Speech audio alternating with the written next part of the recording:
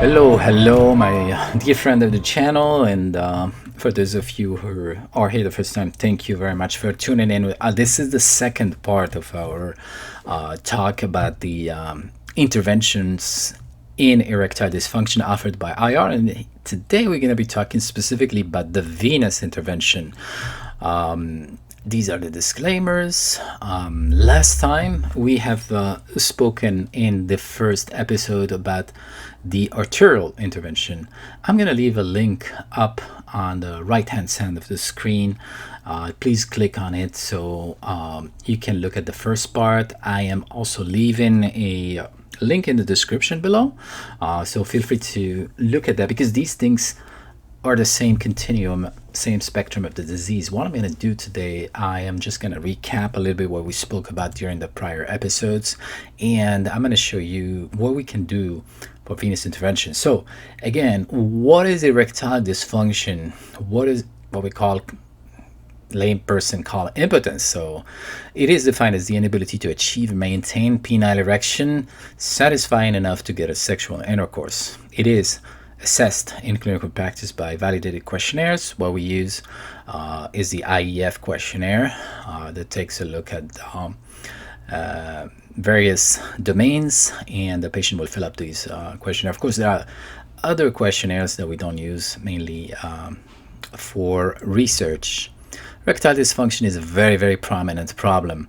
It is estimated that 1 million of men are affected. Unfortunately, not all of them will seek help in time, or not at all. It does affect men at the core, their ego, their self-esteem. There's a sense of shame, there's guilt, and ultimately will affect, of course, relationship. Typically, men will either consult for those who seek out help, but the vast majority don't even do that.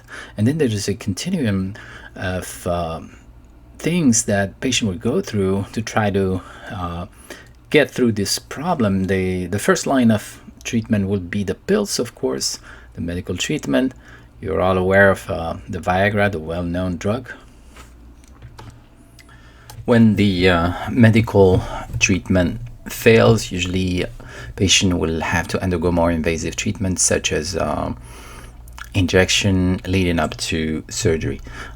We have spoken the last time about all the diseases that may affect erectile function, as well as all the other causes. And we also have spoken about the different type of therapies that are offered to men, as well as the number of patients. We said the last time there was estimated at about 30 million men in the United States alone, 1 out of 10 men, 100 million men worldwide. This is the distribution of states. With Florida, our state is the one as having both the most and the lowest erectile dysfunction problem. It's probably due to different population subtypes. And we also we have spoken about the total cost of poor men's health, and the importance of life modification and lifestyle modification in terms of controlling your weight, controlling your bad habits, and the positive impact both on your erectile dysfunction but also on your wallet. So just to kind of re-emphasize, we on the vascular specialists, we can only help patients who have a very specific and very narrow indication. We can only work on patients who have problems with their blood vessels, whether arteries or veins, meaning that we do not intervene on patients who have psychological or neurological cause of erectile dysfunction. So these patients will have to seek help from other specialists. On the far right of the slide, we also do not and cannot help a patient who have tissue or drug issues or endocrine, meaning hormonal issues. After working up the patient and ruling out all the various causes, and you can see here there are so many, we can only focus really on the patient who have vasculogenic, meaning vascular cause, meaning arterial or venous cause. Unfortunately, these are about 80% of the etiologies. So we have spoken last time about the arterial cause, meaning less blood flow, compromised blood flow coming to the genital areas due to atherosclerosis, which is the damaging of the arteries, whether at the proximal level or the distal level, which is called a microangiopathy, meaning the smaller vessels, and typically this is seen in diabetes. The purpose of the talk today is we're going to focus on the veins. We call that venous-occlusive disease or venous leak. So it simply can be summarized by the failure to occlude the venous outflow tract, or commonly designated by the venous leakage. However, it's not just the veins. We will see a little bit on detail that multiple layers and structure of the penis will have to intervene in concert to be able to achieve this amazing physiological feat, which is the erection. So we need to integrate the integrity of the packaging, which is the tunica albuginea. You need the integrity of the smooth muscle cells that comprise the inner part of the pump, which is the cavernosal and spongiosal body. We need to make sure that the veins can keep the blood in, etc. Also, excessive adrenergic tone in anxious individuals. Simply, if you're super anxious, stressed, etc., with a high, what we call high adrenergic tone, the sympathetic, autonomic nervous system, which is the fight and flight system. These patients will simply not relax enough to allow a good erection, and they will constantly leak blood through their veins. Again, this is the venous the workflow chart that shows how we assess a patient with erectile dysfunction. Typically, the patient will come, we'll take history, make sure he's not taking any meds that impact his erection.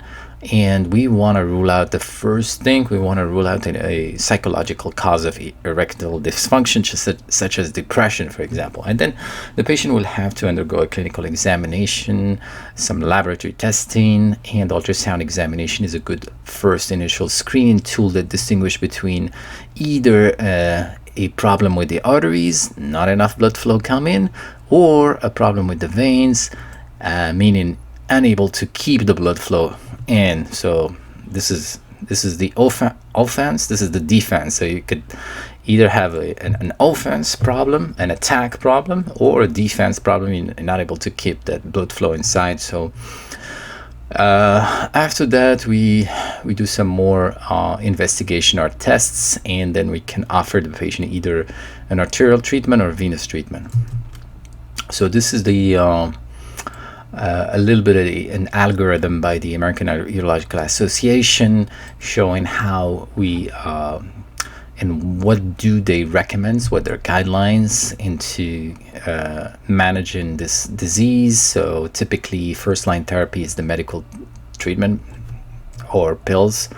Other treatment suggested are the vacuum devices, intraurethral suppositories, or more invasively, intracavernosal injection. A lot of men don't like them. And then when all these so-called non-invasive techniques failed, they take them straight to surgery, because surgery, this is what a surgeon does. He does surgery. So we, interventional radiologists, as I said last time and many times on this channel, we are an alternative to surgery. We are the specialists of the image. We are radiologists at the base, and we have developed a whole set of tools, techniques, etc., to navigate within the human body using the images, so we don't have to do surgery and we can fix things from the inside. And the advantage is minimally invasive, faster recovery. Consider these therapies, endovascular therapies. So how can we fix the leakage? How can do a good defense strategy? How can we have avoid all this losing the air, and in our case the blood? All of you are familiar with the leak within a tire. When you have a leak, you have to fix it. There's no way around it. So just a reminder, ultrasound that we use is special ultrasound. It's done with the physician that will induce an erection with a small injection in the penis, and then we're going to take a look at the various shapes of the ultrasound that will tell us, okay, this patient has a venous leakage. So how do they look, these veins? So anytime you have any structure in the body that has blood in it, in the case of the penis, here we have arteries, we will have the veins. Veins are always satellites of the arteries usually. In the case of the penis, it's surrounded by multiple veins. They drain each on a different. We know these veins, we know their pathways, we know how they drain, and we know how to access them. So when there's insufficient erection, typically the corpus cavernosum spongiosum will not be enough to pinch these veins and prevent them from leaking the blood. So if you just want to do an experiment, just look at the back of your hand and press on one of your veins and see how easy it is to compress it and to depress the veins. And the reason being because the veins does not have a rigid wall, as opposed to the artery. The artery has a very rigid wall to keep the blood flowing. It's always more difficult to stop a bleeding from an artery than from a vein. So this is a cut sections through a penis. The first one is through the flaccid state, where you see the smooth muscle cells are contracted, they are chasing the blood away, veins are bulging, nothing is compressed in those little veins, so they contribute to the flaccid state by draining the blood out of the penis, as opposed to the normal erect state. When the normal erect states, everything fills up with blood. Now the pump is full of blood, so in return it will compress these veins, keeping the blood inside. So in essence, when you're in erection, the penis is what we call a state of ischemia. Nothing comes in, nothing comes out. Now the problem with venogenic erectile dysfunction, it has more just, it's not just only the veins, so a lot of things can also unfortunately affect the ability to retain the blood from the smooth muscle cell. They just die. We call it apoptotic smooth muscle. So this can be seen in various diseases like diabetes, for example. The packaging of the penis, this little membrane that keeps everything together, may simply degenerate also, and if it degenerates, you cannot compress those veins. You may have a decreased sinusoid compliance, meaning these little cavities that is not going to be expanded, are too rigid. Different diseases may cause these problems. So ultimately, all these leads to an insufficient compression of these veins. They're going to stay open and they're going to leak out the blood. How can we diagnose that? We do an ultrasound. We look first of all at the spectrum of the ultrasound we recorded within the blood vessels. We want to make sure that there's no problem at the arteries. We look at the maximum velocity of the arteries. It should be more than 35 centimeters seconds. But you see, in this case, this is typical. There's a maintenance of and what we call an EDV, which is a venous basically flow. So this venous flow, we can also hear it. It's very typical for the people who do a lot of Doppler. We can differentiate just by hearing, and we can also look at the spectrum. So these are the criteria. Unfortunately, in some patients, unfortunately, they may have both. They may have a mixed etiology, meaning not enough blood flow because their arteries are bad, and they may have also venous leakage. But we can also have this patient. We can intervene on both sides of the metal. The next examination that we can do when we suspect a patient with venogenic or venous leak, we can do a special CT scan or CAT scan. If you heard of that? So basically, this imaging modality will use X-rays to obtain very, very sophisticated images. We can obtain images about the inside of the body, but also three-dimensional images like we see here.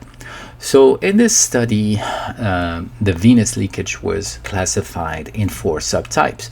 This is a cavernosography. You can see the erect penis here in a normal state. We don't see any veins. So it's a type A. There's no leakage. In the type B, there is a deep leakage. We can see this vein leaking out the blood towards the internal pudendal vein. In type C, the dorsal vein of the penis is leaking out blood towards the superficial system of the thigh, called the saphenous vein, and probably the epigastric vein. So this is very superficial, again, very easy to treat. And unfortunately, in type C, you may have association between a superficial but also a deep leakage inside the pelvis and outside the pelvis. So this is the utility of CT, cavernosography, that would allow us, it's like a snapshot. We inject some contrast and we take pictures and we see the pattern of leak of blood flow that allow the interventional physician to plan his procedure. So this the advantage is like very high quality and sophisticated images. If this is not available, some practitioners go straight to cavernosography, which is the images that are obtained during the intervention. So in this case, the injection is done straight into the cavernous bodies, allowing the physician to see the different pathway of venous drainage, called the venography. We do venographies in different part of the body before treating, and this allows us to see a little bit those veins and to treat them. In this case here, you can see that they placed some what we call metallic coils. In some instances, some physicians prefer to access straight the dorsum of the penis through the superficial vein that runs in the back of the penis. That can be very prominent sometimes. What I personally prefer is the what we call the retrograde approach, where we access through the femoral vein in the groin, and then we can navigate the catheter. Sometimes, like in this case, the two approaches have been used. The advantage of the straight approach is that the interventional physician can do a venogram and very easily access these veins that can sometimes be a little difficult to reach through the retrograde approach.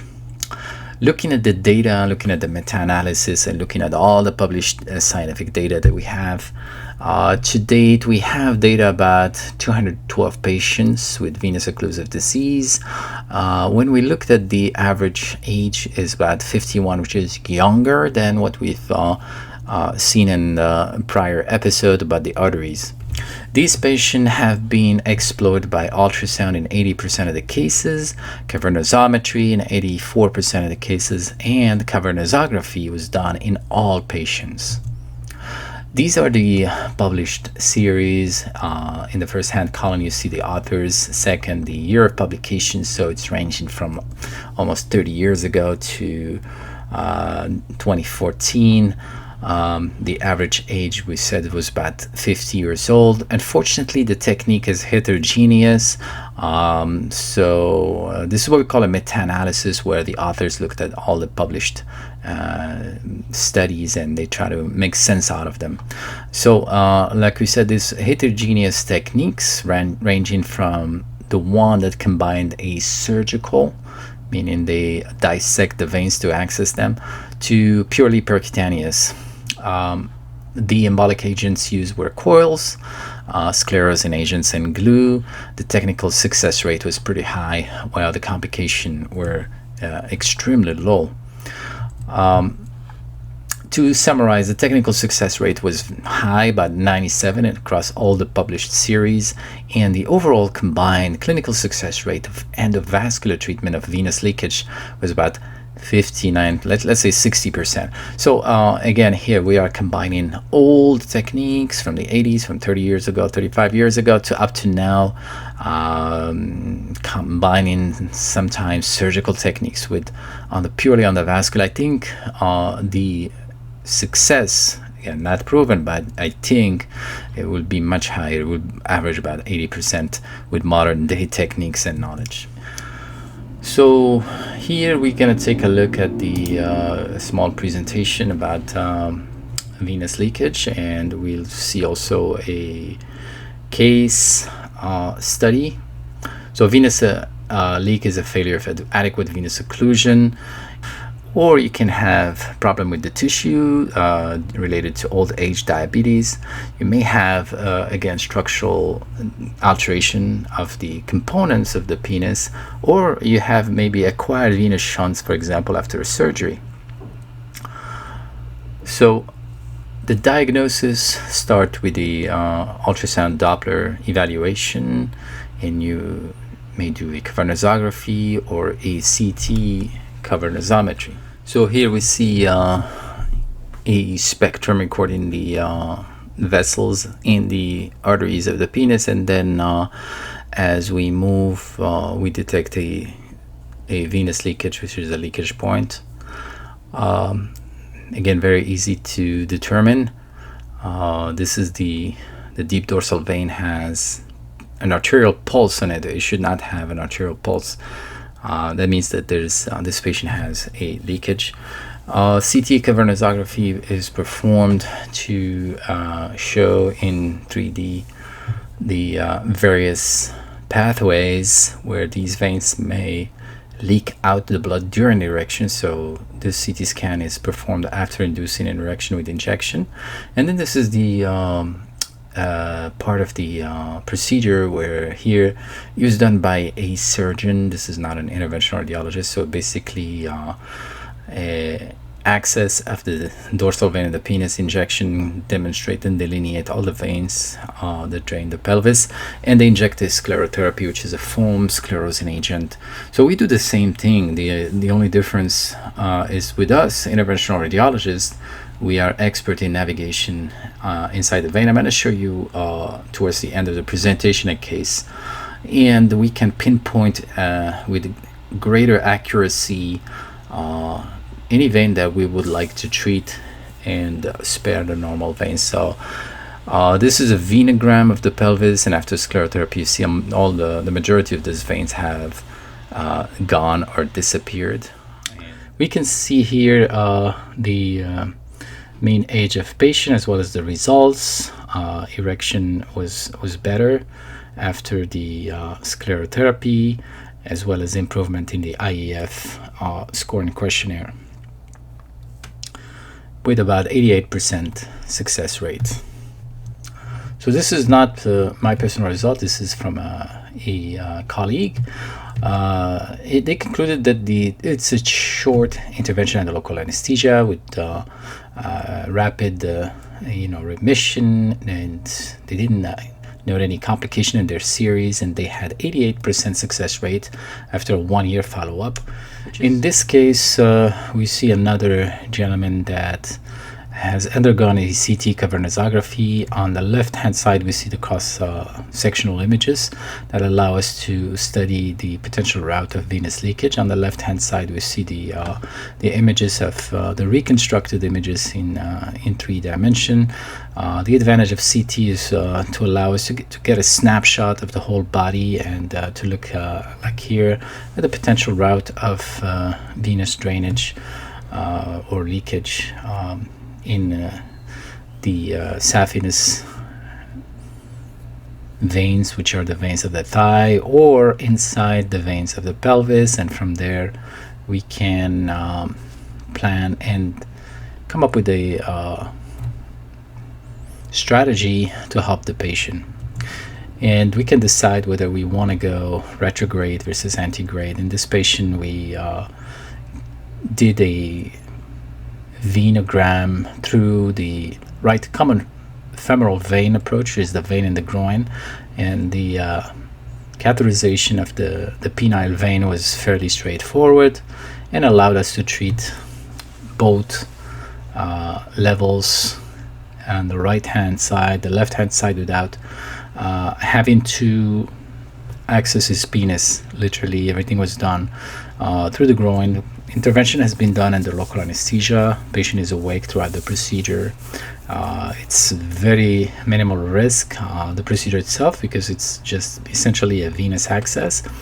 That's the main insufficient vein of the penis that we identify here, and I will show you how we will treat it with a combination of glue and sclerotherapy So in this case, we were able to cross towards the contralateral penile vein on the other side, and I'm just going to skip forward. And then we were able to place some glue in the Valsalva maneuver to protect the patient.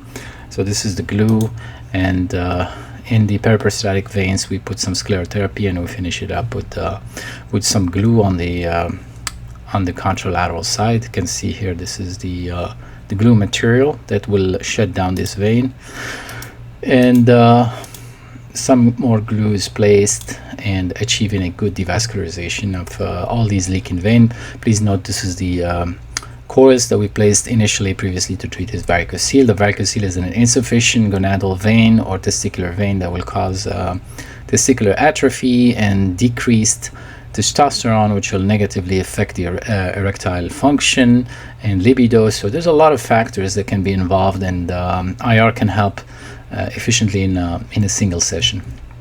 So just to conclude, what does the meta-analysis tells us? Whether you suffer from a venous-occlusive disease or arterial insufficiency, the endovascular techniques, pulling all the data from 35 years ago up to now, was calculated based on what is published to about 60%, a little bit more beneficial result on the arterial side. In light of the recent data, and some of it is not unpublished data, I would surmise that the clinical effect is much higher, given the extremely much more knowledge that we have now on the anatomy and physiology, and also the techniques and the tools have evolved tremendously if you compare it to 35 years ago. So we can expect between a range of clinical success between 70 to 80%. Let's talk just about the penile prosthesis. Penile prostheses are these surgically implanted pumps or prosthesis in the penis of the patient that are inflated. There's a lot of device and tools. The reported satisfaction rate is high. However, these type of devices are plagued by a high rate of mechanical failure.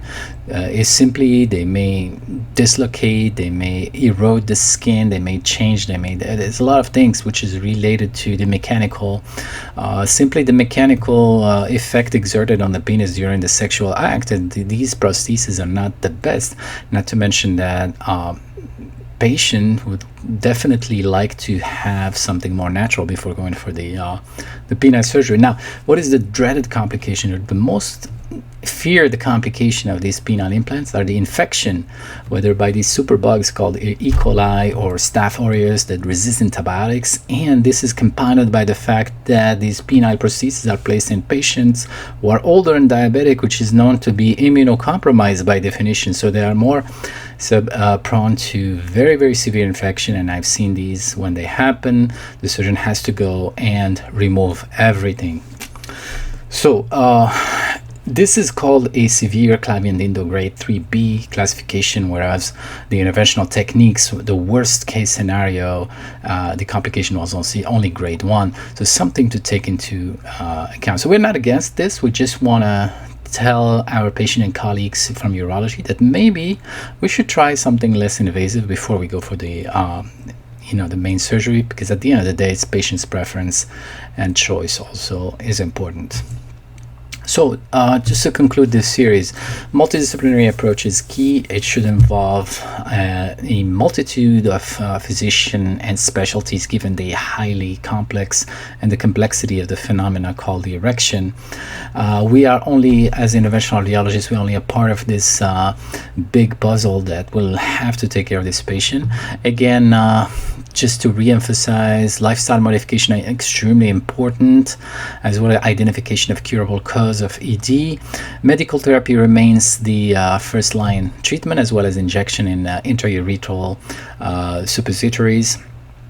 However, we aim to have the percutaneous technique, whether the endovascular angioplasty, stenting, or the embolization of venous leak, adopted with physician and known by physician before we move on to the more radical one, which is a surgical and vascular reconstruction technique that are a little bit more invasive and severe and serious. To conclude, also, patient plays an important role into maintaining their own health. So I would not stress enough the importance of lifestyle modification, removing harmful factors, and taking care of your own health, taking these steps that will make you regain the route of function and health and ability. And at the end of the day, we are here just to help you. We would like you to be happy and take those 3 letters from disability back to ability. Good luck to everyone. If you like this video, don't hesitate to let me know, and be happy to hear your comments, questions. If you need my email, you can send me this is my email. You can just shoot me an email directly. I'll be happy to consider helping you. Thank you very much.